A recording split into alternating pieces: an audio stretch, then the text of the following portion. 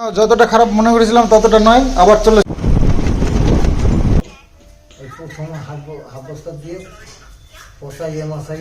ওই ছবিটা কার ছবি ছিল? হ্যাঁ, এই মমতা নাকি দিদি হয়।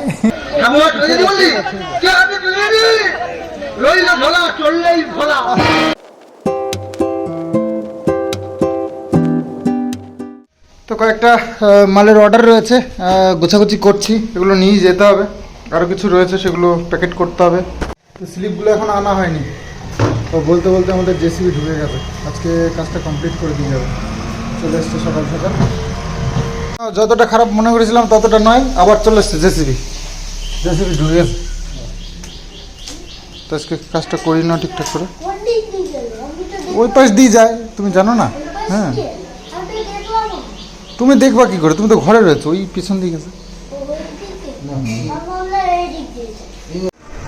তো এই যে এখানে কাজ চলছে, এই যে কিষাণ যে টুল নিয়ে এসছে, ওখানে বসে বসে দেখবে কাজ। ওর শখ, বাচ্চাদের তো এই আনন্দ, কি কাজ হচ্ছে দেখবে বসে বসে। দেখো দেখো, বসার কায়দা দেবো, বাড়ির থেকে নিয়ে এসছে টুলটা বসে। তো এই যে নিচে মাটি অনেকটা ছিল, সেটাকে ডাউন করে মাটিগুলো উপরে তুলে দেবে, এই হচ্ছে আজকের কাজ। তো এই সাইডটা হয়েছে ফিনিশিং, এই হচ্ছে আজকের। তো আজকে আর আমাকে খুব একটা প্রয়োজন নেই, তবুও আমি কিছুক্ষণ টাইম ওখানে দিয়ে আসলাম। আজকে আর কি দুজনে মিলেই প্ল্যান করলাম, বাবু আমি, যে করে কি করতে হবে। তো বাবুকে বললাম, আলোচনা হলো, তো সেভাবে কাজ চলছে। আজকে আমাদের কোনো কাজ নেই ওর দেখাশুনো ছাড়া। তো জেসিবির জেসিবি কাজ করছে।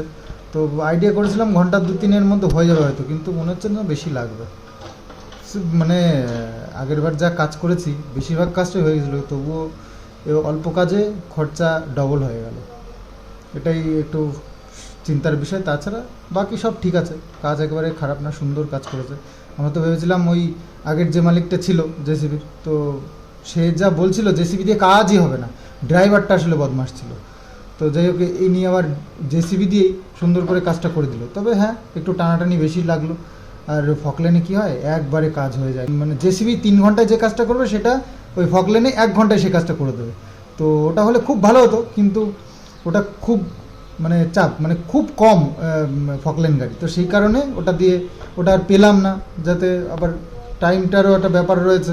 সেই সব চিন্তা করে দেখলাম খরচা বেশি হলো, এটা দিয়েই করে নিতে হবে, কারণ ওটার আশায় থাকলে দেখা গেলো হলোই না। তো ওই হচ্ছে সমস্যা। তো কাজ চলছে, আর মোটামুটি এখনও 1 ঘন্টা তো হয়েই গেছে, এবার আরও হয়তো ঘন্টা 1.5 তো লেগেই যাবে। আর তারপরে আবার এই জমিটার কাজ রয়েছে, সেটাও করতে হবে, সেটাও প্রায় 1-1.5 ঘন্টা লেগে যাবে, বেশ খানিকটা, ঘন্টা 5-6-এর ব্যাপার রয়েছে মনে হচ্ছে আজকেও। তো যার যার কাজ তাকে তাকে তো করতে হবে। বাবু আজকে ব্যস্ত রয়েছে ওখানে, বাবুকে আর ডাকাডাকি করছি না। আজকে কিছু ওই পার্সেল রয়েছে দেখালাম, তো সেগুলো আমি ব্যবস্থা করি গিয়ে। বাবুরা সবাই বসে থাকলে হবে না, কারণ বাবু ওখান থেকে গেলে হবে না। আমি যদি ওখানে বাবুকে পাঠিয়ে করতে যাই, বাবু এসে আমাকে উল্টো আবার বকা দেবে, কারণ নিজের মতন পছন্দ মতন আর কি করবে, না হলে মুশকিল আছে। আচ্ছা ঠিক আছে। ওমা, আমি ভাত করে গেলাম, ফোন করছিল, তাড়াতাড়ি চলে গেলাম। আচ্ছা ঠিক আছে ঠিক আছে। তো চলো বেরিয়ে যাই। আসলে ফোন করেছিল কুরিয়ার ছেলেটা, আজকে রোববার তো ওদের কুরিয়ার থাকে না, তবু আজকে একটু লেটে, 2 দিন আগের অর্ডার, সেই জন্য আজকে দিতেই হলো।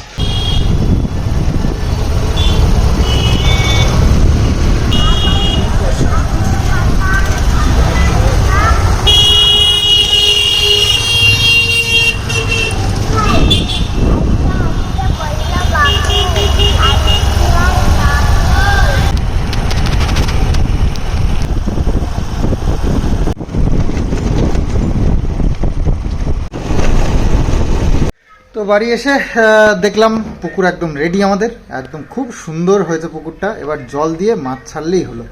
তো একটু অপেক্ষা করব আমরা বর্ষার জন্য। এবার উপরওয়ালা ঢেলে দিলে তাহলে আমাদের পুকুরটাও ভরপুর হয়ে যাবে, আর মাছ ছাড়ার উপযুক্ত হয়ে যাবে। কারণ এখন যদি আমরা মোটর চালিয়ে জল দিতে যাই, তাহলে বিশাল খরচার একটা ব্যাপার। অত বড় পুকুর হয়েছে দেখলে প্রাণ জুড়িয়ে যাচ্ছে। তো অত বড় পুকুরে জল দিতে গেলে বেশ কিছু খরচ আছে, ইলেকট্রিক খরচা। তো সেই কারণে ওটা দিয়ে সম্ভব নয়। তো ভাবছি ওপরওয়ালা দিলেই তবে হবে। তো ব্যাপার হচ্ছে এখন বেজে গেল 1:45, তো কিষাণু খাচ্ছে আর ওইদিকে আমাদের পাশের জমিটা রেডি হচ্ছে। তো ওটা হয়ে গেল আর একটা শান্তি যে ওই জমিটাও চাষ করতে পারবো, তখন আরও একটু ভালো হবে। কারণ আমাদের ওই মোটামুটি বিঘে 1.5 মতন জমিতে ওই ধান চাষ হচ্ছে, বাকি তো আর কিছু নেই। এই জমিটা পড়ে রয়েছে এইভাবে, এটাও প্রায় 8-10 কাঠা জায়গা রয়েছে, বেশি হবে তাই না, 15 কাঠা 16 কাঠা হয়ে যাবে না, 15-16 কাঠা জমি পড়ে রয়েছে। ভাবো কত মানে ফসল হতো। তো এটা বছরখানিক ধরে লুজার আমরা। তো যাই হোক, ওটা রেডি হয়ে গেলে ওখানে একটা ব্যবস্থা করতে হবে, ওখানে চাষবাসের প্ল্যানিং করতে হবে। তো যাই হোক, এভাবে টুকটাক করে এদিক ওদিক করে সব কিছু ম্যানেজ করতে হবে।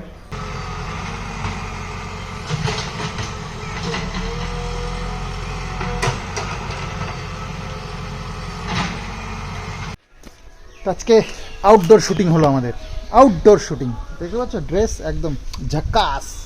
তো একটা সুন্দর একটা রিলস বানালাম, তোমাদের প্রিয় রিলস, আর একটু অন্য টেস্টের, অন্য স্বাদের। তো মা আর আমি দুজনে, এত ভালো লাগে তোমাদের আমাদের রিলসগুলো, বিশেষ করে মা আর আমার। তো সেই কারণে এটা বানালাম, দেখি তো সুপার ডুপার হিট হয় না, সুপার হিট হয় না, নর্মালি ভালো হয়। তো সেটা তোমাদের উপরে ডিপেন্ড করছে, কেমন ভিউজ আসবে, কেমন কমেন্টস আসবে, তার উপরে ডিপেন্ড করে, কেমন লাইক। তো চলো, খাওয়া দাওয়া এখনো সারিনি, মা এই যে সব বাসনপত্র নিয়ে আসে, খাওয়া দাওয়া করতে হবে। তো চলে এসেছি খাওয়ার টেবিলে, খাওয়া দাওয়া করে আমার আরও শুটিং আছে আমাদের স্ক্রিপ্টের অভাব নেই এখন, তবে এখন শুটিং করাটাই হচ্ছে অভাব, সময়ের অভাব আর কি। আমাদের অ্যাক্টররাও সব রেডি, বললেই রেডি। তোমাদের কমেন্ট শুনে শুনে সত্যি আমার খুব ভালো লাগে, তা আগ্রহ আরো বেড়ে গেছে। বাংলা নিয়েই লেগে পড়ে। আর আমার খাওয়ারে গাদা গাদা করে শাক, ওই ডাক্তারবাবু বলেছে শাক খেতে হবে, ব্যাস প্রতিদিন 1 গাদা করে শাক দেন। কতগুলো খেলাম, আরও দেখো কতগুলো রয়েছে। এই সবটা রান্না করেছে আমার জন্য।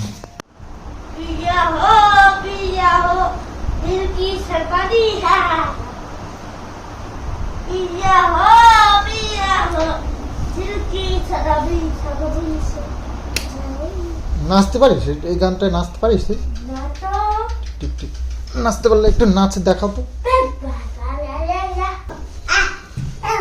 হ্যাঁ হ্যাঁ,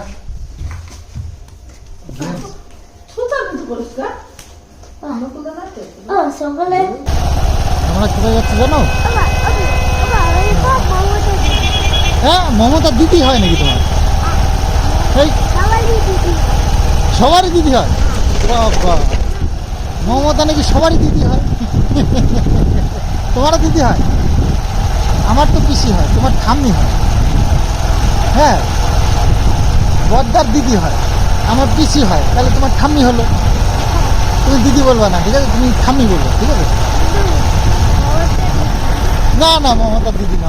তো জানোই তো চৈত পুজো শুরু হয়ে গেছে। তো চৈত পুজোর সং এখানে পুজো হয়, বাচ্চারা, পাড়ার বাচ্চারা সব সেজে গুজে এখানে এসে একটু নাচানাচি, সবাইকে একটু এন্টারটেন করছে। তো এটাই দেখতে এসেছি। তো বাইরের থেকেও সব নাচের দল আসে, কিন্তু আজকে এখনও শুরু হয়নি, আগামী দিন থেকে শুরু হবে। তো গ্রামের বাচ্চারা একটু আনন্দ ফুর্তি করছে, গ্রামের মানুষগুলো।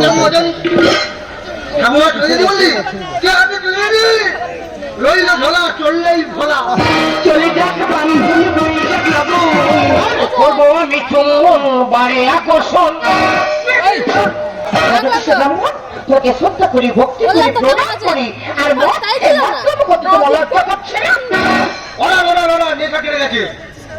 যা বলিব সত্য বলিব, সত্য বলি, মিথ্যা বলিব না। আমরা বর্তমানে উলঙ্গ সভ্যতার তালে তাল দিয়ে চলেছি। এই ঠাকুর বিসর্জনে মদকে না নাচলে আমরা আনন্দ উপভোগ করতে পারি না। তাই বলবো, ঠাকুর বিসর্জনে মদকে না নেচে আমাদের শিল্প, সংস্কৃতি, সভ্যতাকে আমাদের জায়গায় তুলতে হবে। আমি বর্ণশ্রেষ্ঠ ব্রাহ্মণ, আজ মদে লিপ্ত হয়েছি, আমি ভুল করেছি, আপনারা জন্মের আমাকে ক্ষমা করে দেন। কিন্তু মদ মানুষের মনুষ্যত্বকে প্রচুর মতো করে দেয়, কত সড়ক সংখ্যা ভেদ ছাড়কার করে দেয়। এই মদ খেয়ে কত মায়ের স্মৃতি সিঁদুর মুছে গেল, কত জীবিকার ভাইকে হারলো। তাই অন্য বলবো, ভারত মায়ের ভালো সন্তান, আমরা মদ খেয়ে আমাদের এই সমাজটাকে শেষ করে দিও না, শেষ করে দিও না। মদ চাই না দুধ চাই, মদ মুক্ত সোনার বাংলা চাই।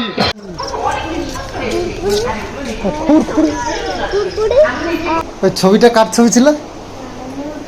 হ্যাঁ, এই মমতা তো মমতা নাকি দিদি হয়, বড়দার দিদি, তোর বাবার দিদি, এই তোরও দিদি, তোমার ঠাম্মি হয়, তোমার ঠাম্মি হয়। নামটা মমতা দিদি, তো মমতা দিদি। এই তুই কোথায় দেখলি নাম লেখা রয়েছে মমতা দিদি? হ্যাঁ দেখেছি আমি। মমতা দিদির নাম লেখা রয়েছে? কি জানি কোথায় মমতা দিদি দেখছে। তো ছোট বস্তা, বড় বস্তা তো না। 25 কেজি। আর এই সরষের খোল তো আইনে তুইতে বস্তা, হাফ বস্তা দিতে হয়, পরে সরষের দিতে হয়। সরষের খোল 1 বস্তা কিনতে হয়, খাঁটি সরষের খোল। ওই প্রথমে হাফ বস্তা দিয়ে পচাইয়ে মাছাইয়ে ওই যে ছাড়তে হয় মাছ, আর 1 মাসের ভিতরে কিছু লাগে না। তো পুকুর তো আমাদের রেডি হয়ে গেছে, এখনই থেকেই প্ল্যানিং চলছে কি মাছ ছাড়বো না ছাড়বো। তো দাদার কাছে ফোন করেছিলাম, দাদার বড় পুকুর আছে দেখেছো, আর ছোট ছোট মাছের চারা বিক্রি করে। তো দাদার কাছ থেকে আনলে একটু আমাদেরও প্রফিট হবে। তো একবারে মানে বেশি মাছ একবারেই ছেড়ে দেবো। তো দাদা বললো যে 10 কাটা হবে আমাদের পুকুর, 10 কাটা বেশি হবে না নাকি? তো 10 কাটা হলে মোটামুটি বলছে 20 কেজি মতন মাছ ছাড়লেই হয়ে যাবে, কারণ ছোট ছোট মাছ 20 কেজি মানে সেটা এত ছোট ছোট। তো ওটা একদম মানে যেটা অরিজিনাল পুকুরে ছাড়ার মতো সেটা, সেই সাইজ দাদার কাছে। আর আমরা আগের বার যা ছেড়েছিলাম সে তো খাওয়ার মাছই, ওই বিক্রি হয়নি, আমাকে বলছে যে ছেড়ে দেবো এই দাম, তো ঝাড়ো এই করে ছেড়েছি। তো বড় মাছ হলে ওজন বেশি হবে কিন্তু সংখ্যায় কম হয়ে যাবে না। আর এরা হচ্ছে গিয়ে ছোট ছোট মাছ সংখ্যায় বেশি হবে, ওজনে মানে 1 কেজি মাছে যদি 100 পিস হয়, আর এই বড় মাছ 50 পিস 60 পিস এরকম হবে। তো সেই কারণে বলছে 20 কেজি মাছ ছাড়তে। আর আমাদের একটু শখের মাছ আমরা 2-4টে ছাড়বো, ভাবছি চিংড়ি মাছ ছাড়বো, গলদা চিংড়ি। একবার ছাড়ছিলাম না গলদা চিংড়ি, কত বড় ভালো বড় ছিল। বড় উঠে। হ্যাঁ 5টা না 6টা দিন 1 কেজি ছিল। হ্যাঁ, আর তারপরে রুই কাতলা 2-4টে বড় বড় থাকবে শখ করে আর কি। তার পুঁটি মাছ ছাড়বো, পুঁটি মাছ খুব ভালো হয় আমাদের পুকুরে। যে কয়েকটা পুঁটি এনে ছেড়েছিলাম, সে পুঁটিগুলো বেশ বড় বড় হয়ে গেছিলো, তো ভালো বেশ। তো পুঁটি মাছ ছাড়তে হবে, আর মায়া মাছ, ঝায়া মাছ এগুলোও ছাড়বো ভাবছি। তো দেখি, শখের পুকুর তো শখ করে অনেক মাছই ছাড়তে হবে। বড় অনেক বড় 2-4টে মাছ থাকবে, এরকম একটা গৃহস্থ মনে হয়, তাই না? এই যে পড়াশোনা হয়েছে, খাওয়া দাওয়া হয়ে গেছে, এবার ফোন দিয়েছিলাম খাওয়া দাওয়ার জন্য, এবার খাওয়া হয়ে গেছে, এবার শুয়ে পড়ো। ফোনটা দাদাকে দিয়ে দাও, তোমার ফোনের প্যাটার্নটা চেঞ্জ করে নেওয়া তো। আর বাবু এই যে বসেছে, আচ্ছা তাহলে উত্তরটা দাও, দিয়ে শেষ করি আমরা ব্লগ। হ্যালো বন্ধুরা, আজকে আবার চলে এসেছি তোমাদের দাদার আসরে। তা আমি যতদূর দেখলাম আমার দাদার আসর তোমরা বুঝেছো কিনা জানি না, তবে উত্তর আমার চোখে পড়লো না। তবে তোমাদের জন্য একটা সুযোগ আমি দিচ্ছি, ওই দাদাটাই আর একবার চান্স দেবো, একটু সহজ করে তোমাদের আজকে দেবো, এবং তার সঙ্গে নতুন দাদাও একটা দেবো। কালকে ছিল 4 লাইনের, আজকে 2 লাইনে করে দিচ্ছি। ধাঁধাটি হলো, জন্মকালে লালের মেলা আর মাথার নিচে শয়ন বেলা। দেখো পারো কিনা। তবে আজকে নতুন একটা ধাঁধা এনেছি তোমাদের জন্য। তার নতুনটা হচ্ছে, এটাও জন্ম দিয়ে। জন্মকালে লাল বর্ণ, চক্ষু সারি সারি, মৎস্য নয় মাংস নয় সর্বলোকে খায়। দেখো এটা পারো কিনা। এটা অতি সহজ, এটা গ্রাম বাংলায় বা শহরেও খুব প্রচলিত আছে, আমি জানি সবাই প্রায় অনেক লোকই এটা জানে, অনেক পুরানো এই শ্লোকটা। তা দেখো তোমরা পারো কিনা। না পারলে আমি তো দুটোই কালকে একসঙ্গে বলে দেবো। তাহলে এবার আমি আসি, তোমাদের সকলকে আন্তরিক শুভেচ্ছা রইল। তো চলো এবার লোটা কম্বল গুটি নিয়ে যাচ্ছি উপরে। ওহো, দরজাই তো বন্ধ করা হয়নি। আচ্ছা, ভিডিওটা তাহলে আজকে এখান থেকেই শেষ করে যাই। আসলে সব দরজার জানলা একটু বন্ধ করার ব্যাপার ছিল, মেন গেটটা বন্ধ না করেই চলে গেছিলাম। তো মাঝে মাঝে এরকম হয়ে যায়, তো খেয়াল ছিল করে দিয়েছি। আর ব্যাপার হচ্ছে আজকে হচ্ছে রোববার, তো দাড়িটা কাটা হলো না, সোমবার সামনের দিন হবে না, মঙ্গলবার হবে না, আবার সেই বুধবারে গিয়ে, এটাই মুশকিল হয়ে যায় আমার জন্য। আর সবচেয়ে বড় এটা দু একটা পেকে টেকে গেছে, তো ওটাই মুশকিল। দুই একটা না, মেলাই পেকেছে, আর কভার দিয়ে লাভ নেই যা দেখা যাচ্ছে। তো তোমাদের কাছে কি লুকাবো, সবই তো খুললা সবই জানো। আর হ্যাঁ, ব্যাপার হচ্ছে তোমাদেরকে কয়েকটা কথা বলে দিই। আসলে আমি বহুবার বলেছি আমাদের এই পুকুরে যে প্লাস্টিক পাতা হয়েছে, এই তোমাদেরই কোশ্চেন, তো সেটাই নিচ্ছি যে প্লাস্টিক কেন পাতা হলো। তো এটা আগেও বলেছি, তা আবার বলে দিচ্ছি। অ্যাকচুয়ালি আমাদের পাশ দিয়ে নদী বয়ে গেছে, তো সেই কারণে না নদীর কাছাকাছি মোটামুটি 2-1 কিলোমিটারের মধ্যে না পুকুরে নাকি জল থাকে না, এটা শুনেছি। তো দেখছি তো তাই, আমাদের আশপাশে কোনো পুকুরই নেই, নদীর আশপাশে পুকুর থাকে না শুনেছি। তো সেটাই হচ্ছে। এবার ব্যাপার হচ্ছে পুকুরটা যেহেতু কাটা হয়ে গেছে, এটা বন্ধ করতে গেলে প্রচুর খরচা, তো সেই কারণে বন্ধ করা তো সম্ভব নয়। তো মোটামুটি এখানে ওই প্লাস্টিক পেতে পুকুরটা যদি রেডি করা যায়, নিচে যদি জল না টানে তাহলে জল যাওয়ার সম্ভাবনা থাকবে না। আর হ্যাঁ, অনেকে আমি দেখেছি এই জিনিসটা বলছে যে পুকুরের মধ্যে দিয়ে তো জল ওঠে, তো প্লাস্টিক পেতে দিলে জল কি করে উঠবে, তো এরকম ধারণা আছে অনেকের। তো জায়গা বিশেষ, লেয়ার বিশেষ হয়, তো সব জায়গায় এরকম হয় না। কলকাতার দিকে হয়, পুকুর একটুখানি গর্ত করলেই সেখান দিয়ে জল উঠতে শুরু করে।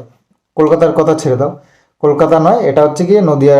তো নদিয়াতে আমাদের এখানে অনেক নিচে লেয়ার, অনেক নিচে বলতে আমাদের কলে জল উঠে যায় 2 পাইপ 3 পাইপেই, কিন্তু কলকাতা আবার অনেক পাইপ পুঁতলেও কল দিয়ে জল উঠতে যায় না, এটাও একটা ব্যাপার। তো লেয়ারের ব্যাপার থাকে, এটা লেয়ারের ব্যাপার। তো খুব কম নিচুতেই জল আছে, কিন্তু একটু বেশিতে গেলে তখন আর জল থাকে না কলকাতায়, কিন্তু আমাদের এখানে ওরকম জায়গা। তো ব্যাপার হচ্ছে আমাদের এই নিচ দিয়ে জল টেনে নেয়, তো সেই কারণে পুকুরে জল থাকে না। তো সেটাই ঠিক করলাম যে নিচে যাতে করে জল না টানতে পারে, উপর দিয়ে জল দেবো, সেই জলটা যেন থেকে যায়। প্লাস্টিকের উপরেও মোটামুটি 2-2.5 ফুট মতন মাটি দেওয়া আছে। আর অনেকে বলছে যে তোমাদের পুকুরটা যা হয়েছে তাতে করে ডিপটা কম হয়ে গেছে। মাছ চাষ করতে গেলে বেশি ডিপ পুকুর ভালো নয়, তো একটু কম ডিপই দরকার, তবে যথেষ্ট ডিপ হয়ে যায়। এর থেকে বেশি ডিপ করা ঠিক নয়। আমাদের আমার প্রায় জল এবার যদি দিতে যাই, মোটামুটি আমার ডোবা জল হবে, এতটা জল ওখানে দাঁড়াবে, তো সমস্যা নেই। আর সবাই খুব উৎসাহিত, আমাদের এই পুকুরটা রেডি হয়ে গেল, জল দেব, অনেক মাছ চাষ হবে, তোমরা দেখবে, অবশ্যই দেখবে। এটা নর্মাল ব্যাপার, ব্লগিং করছি, তোমাদের সামনে সব কিছু শেয়ার করি, তো স্বাভাবিক ব্যাপার। তো পুকুরটা দেখাতে পারলাম না, সরি, কালকে তোমাদেরকে পুকুরটা সুন্দর করে দেখাবো। খুব সুন্দর হয়েছে, খুব সুন্দর, যেমনি খরচা হয়েছে তেমনি পুকুরটাও হয়ে গেছে। পুকুরে টোটাল খরচা কি হয়েছে না হয়েছে সেটাও তোমাদেরকে একটা হিসাব দিয়ে দেবো। তো আর আমাদের জমিটাও রেডি হয়ে গেছে, খুব ভালো কথা, খুব ভালো একটা ব্যাপার হলো। তো যাই হোক, খুব কষ্ট করেই করলাম, কারণ এমন হুট করে এমনভাবে করতে হলো, একটু হাতে টানাটানি ছিল, তার মধ্যেই করতে হলো। তো যাই হোক, চলো ভিডিওটা এখানে এন্ড করি। আগামী দিন আসছি আবার নতুন আর একটা ব্লগ নিয়ে, সুন্দর ব্লগ নিয়ে। তো চলো, বাই বাই, গুড নাইট, খুব ভালো থাকো।